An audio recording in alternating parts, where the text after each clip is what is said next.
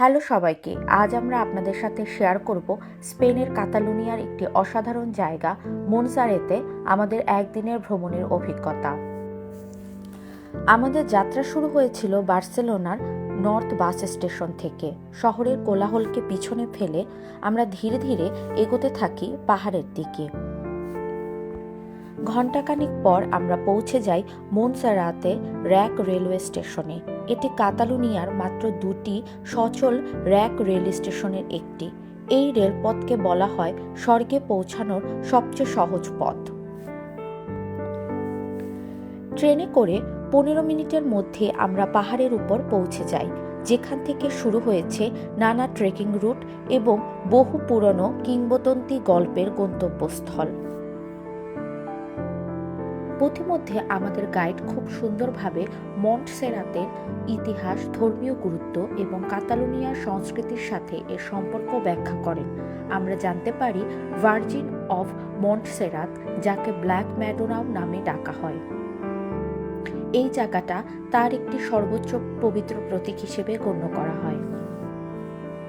সকাল 11টায় আমাদের গাইডেড ট্যুরের প্রথম পর্ব শেষ হয়। এখন 1.5 ঘন্টার মতো ফ্রি টাইম আমাদের হাতে আছে। আমরা 1 ঘন্টার ক্রস ভিউ পয়েন্টে ট্রেকিং করার সিদ্ধান্ত নিই। আমাদের গাইড যাত্রাপথে আমাদের বলে দিয়েছিলেন ওইখান থেকে পুরো মনস্ট্রির একটি ম্যাজিক্যাল ভিউ পাওয়া যায়। চারপাশ কুয়াশা, পাহাড় আর নিস্তব্ধতা। মনে হচ্ছিল আমরা যেন কোনো স্বপ্নের জগতে হাঁটছি। পথে পথে অনেক খ্রিস্ট ধর্মের অর্থবহ ভাস্কর্য আমরা দেখতে পাই, যেগুলো পুরো যাত্রাটিকে আরও আধ্যাত্মিক করে তোলে।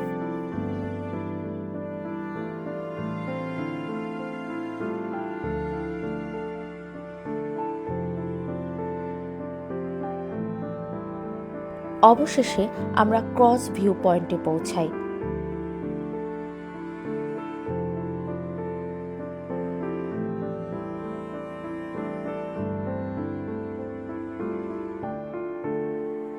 ক্রস ভিউ পয়েন্টে আসার পরে আমাদের মনে হয় আমরা যেন কোনো একটা আধ্যাত্মিক জগতে চলে এসেছি।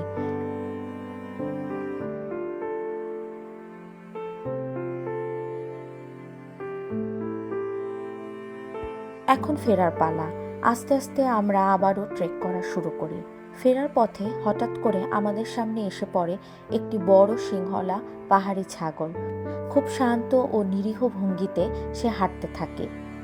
এই ছোট্ট কিন্তু অপ্রত্যাশিত মুহূর্তটি আমাদের ভ্রমণকে আরও আনন্দময় করে তোলে।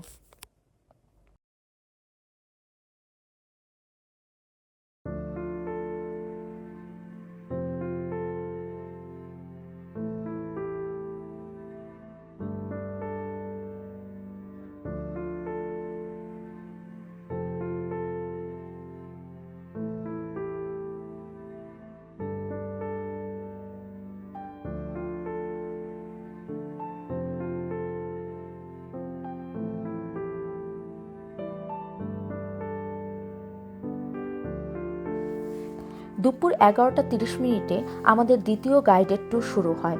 আমরা আমাদের ট্যুরের অন্যান্য সদস্যদের সাথে মনজারেট ব্যাসিলিকার গির্জাঘরের ভিতরে প্রবেশ করি। এই ব্যাসিলিকার নির্মাণ কাজ শুরু হয়েছিল 1600 শতকে। পরবর্তীতে পেনিনসুলার যুদ্ধের ধ্বংস হয়ে যাওয়ার পর 1811 সালে আবার পুনর্নির্মাণ শুরু হয়।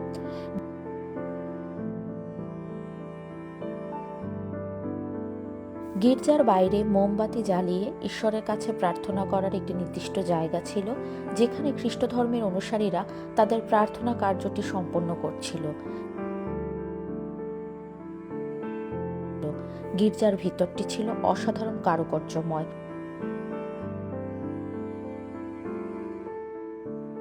গির্জার ভিতরে অনেক সুন্দর মেটাল কারুকার্যে ঝুলন্ত মোমদানি আমরা দেখতে পাই, যেগুলো বিভিন্ন গির্জা থেকে উপহার হিসেবে পাওয়া। ভিতরে বিশাল বড় একটি অর্গান ছিল, যেটা বিভিন্ন বড় বড় অনুষ্ঠানে বাজানো হয়। ধীরে ধীরে শেষ হয়ে আসে আমাদের মনজারেটের একদিনের ভ্রমণ। ব্যাসিলিকা থেকে বের হয়ে আমরা হেঁটে হেঁটে যাই বাস স্টেশনের দিকে, যেখানে আমাদের বাস সবাইকে নিয়ে ফেরার জন্য অপেক্ষা করছিল। কুয়াশা ঢাকা এই সুন্দর ছোট্ট পাহাড় ঘেরা মনজারেটের গ্রাম থেকে আমরা আস্তে আস্তে শহরের দিকে, বার্সেলোনার দিকে এগিয়ে যেতে থাকি। এভাবেই শেষ হয়ে যায় আমাদের মনজারেটের সেই অসাধারণ ও জাদুকরী যাত্রা। ভ্রমণের শেষে মনে করিয়ে দিই, আমরা এই ট্যুরটি নিয়েছিলাম কাতালুনিয়ার বাস ট্যুরিস্টিক প্রিমিয়াম প্যাকেজ থেকে। এই প্যাকেজের মধ্যে আমাদের ইনক্লুড ছিল মনজারেট ভ্রমণ, পুরো দিনের গাইডেড ট্যুর, ব্যাসিলিকায় প্রবেশ এবং ভার্জিন অব মনজারেট দর্শন, মনজারেট মিউজিয়াম এবং মনজারেট কয়ার স্কুলের একটি পারফরমেন্স।